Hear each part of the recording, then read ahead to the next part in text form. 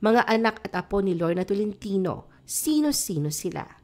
Ang actor-director na si Rafael Rap Gregor ang pangalan na anak nila Lorna at Rudy.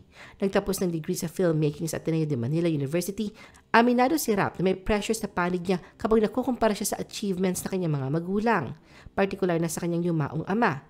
Sa pinasok na larangan, pinatunayan niya kanyang husay sa pagganap bilang kontrabida.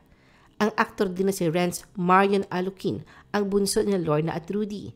Bagamat bata pa lang ay pangarap na mag-artista, ipinagpaliban niya muna ito at tinupad ang pangako sa ama na magtatapos muna siya ng pag-aaral. Noong October 2010, si Renz ay nagtapos ng kursong philosophy sa UP Diliman at agad na pinasok ang showbiz. Kilala siya sa ilang teleserye tulad ng FPJ's Ang Probinsyano. Noong June 2024, si Renz ay ikinasal kay Jeff Gaytan. Noong 2011, naging ganap na lola si Lorna sa unang apo niya mula kay Rap na si Laila Victoria at sinasabing ito ang kanyang carbon copy.